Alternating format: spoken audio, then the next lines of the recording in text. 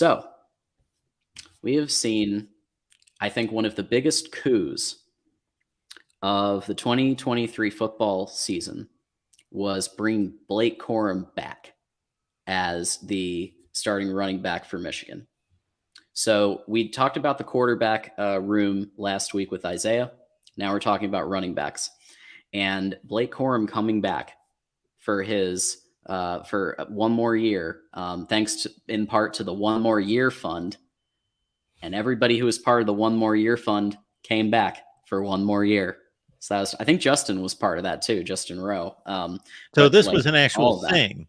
This was a thing. This was a fund. Which, I don't remember before NIL, it would never have existed, and still now I got to kind of do a double take and be like, okay, all right, I guess that is in play. Sure, people can do that.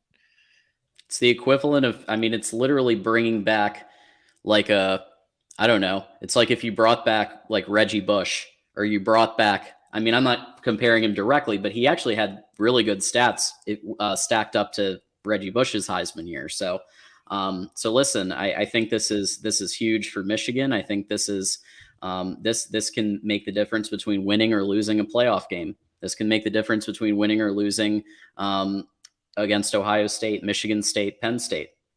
I mean, it's huge. And so I guess, I mean, the question that I keep wondering about, maybe it's partly because of the One More Year Fund, but I mean, you have to think Blake Corum would have been drafted, and maybe not first round because of the injury, but maybe maybe third or fourth round. He'd probably have gotten semi-decent signing bonus, and he could have proved himself at any number of great NFL teams, but he did decide to come back to Michigan. I'm thinking it's kind of partly because there's just that unfinished business, right? It's kind of been that Lincoln Riley level. No offense to Tim, Tony, anybody USC people, but that Lincoln Riley level of like, okay, now it's winning conference championships, beating the rivals. Okay, that's great. And then you get to the playoffs and you lay an egg. Okay, so how can maybe he thinks he can be that it factor to kind of bring it up a little bit. What do you think? Well, I think we'll never know, of course, what would have happened had he been in the game against TCU. It certainly didn't look like he was needed on the first play of the game. But after that, I'm not going to say that certainly Donovan Edwards is a highly capable back, but different backs are suited for different games and different defenses and have different styles. And even between the two of them, even though their skill sets aren't that dissimilar, their styles within those skill sets are kind of dissimilar. And yeah, we will see about Blake Corum's health. We certainly wish him all the best and want him to recover. And I have to believe that this is on the precautionary side in regards to holding him out of spring practice. Right. But if this lingers, then that number 3 back becomes an issue or a concern or a question mark, where it becomes even more important who is that next guy, because here we were early in the 22 season, it was Donovan Edwards that wasn't on the field, and Blake Corum pretty much carried everything by himself. Right. And I got to think Donovan Edwards is up to the task, but the best situation is to have 2 guys, if not 3, but 2 guys that you can count on. So Michigan's all set as long as everybody's healthy, because that 3rd back's going to be carrying the ball with a 4 touchdown lead in the 4th quarter. Absolutely. So that doesn't much matter. Well, and there were two times in the TCU game specifically where Blake Corum would have made the difference, I think, between a touchdown and not getting any points on the board. The Philly Ann Arbor special, maybe they would have not gone for that if Blake Corum was there to be able to get it in. And then also that time that they called it was like the half-yard line when they thought they had the touchdown, and then they got called to the half-yard line. Blake Corum, I think, gets that yard every single time. So those are 2 specific moments just in the TCU game that could have made the difference between the national championship game and being again on the outs. So I think that's pretty notable.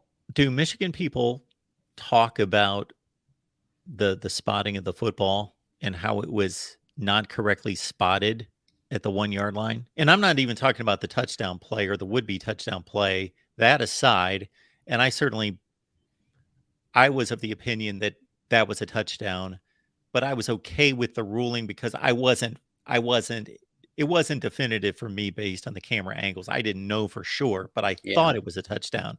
But once it got spotted, I don't know how that ball wasn't that close to the goal line. Right. And they set it back like at the half-yard line. Yeah. It would have had to be like, yeah, I don't know. The spotting was definitely questionable. But either way, Blake Corum gets that in. I mean, just period. He gets that in. So that's the difference. And so that when you have a talent like that returning, there you go. That's the difference between winning a playoff game and not. Do you remember what the sequence of plays were? The sequence of plays, not like to put you on the spot, but from the half-yard line, the sequence of plays. They had 4 plays to get in a half yard.